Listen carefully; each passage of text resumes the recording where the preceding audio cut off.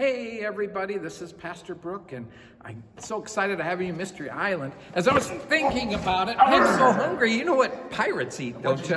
On the ships. Hey, look, I it's tell a you what, it's a coconut. Captain Brunch. It's a coconut over there. Where? There you go. I got the Captain Crunch. You are so tricky. Pirate? You remind me of a pirate named Howell Davis. He was the trickiest pirate of all. He wasn't so forceful all the time, but he would always try to trick his way into things.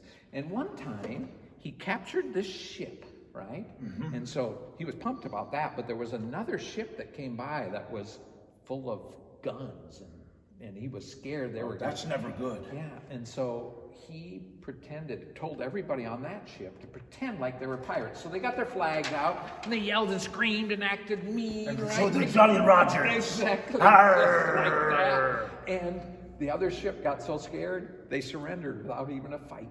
Oh, I wish I'd have thought of that. That's a good plan. Yeah, he was tricky. But, you know, pirates can be tricky, all that kind of stuff. But one thing I want to say to kids and to all of us, I hate to say it, Captain Crispy, but pirates, a lot of them died. A lot of their teeth rotted, you know. They didn't live a good life. A lot of them got killed or bad diseases. And so really their life was all about violence, just like your skull there, violence and death.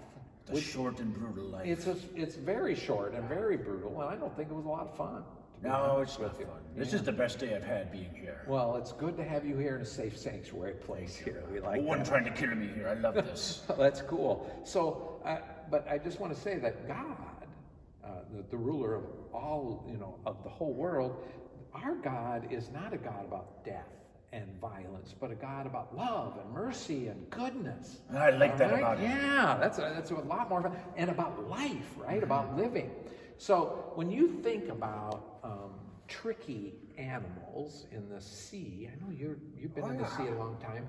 What's a tricky animal you might think of? Well, you might think sharks are tricky, but they just come right up on you. Yeah, they're not tricky We already at all. talked about them. Yeah. And octopus, not so tricky, but the jellyfish, now that's a tricky The one. jellyfish. Yeah. Wow, here's one right here. Part of it is they're so little. How- They're just the size of my pinky, so this one is bigger than my pinky. Wow, that's a tiny thing out there. And what everything else, what you don't know, is like, do you have a backbone? Feel if you've got bones in your back or in your wrist. Right here. Yeah, right here. Jellyfish, they have no bones, no backbone, no finger bones. They are 95% water. Wow. They're just like you could drink a jellyfish, but don't drink a jellyfish because it'll sting you. No, it's interesting. They call this guy Jam the Immortal Jellyfish. Why?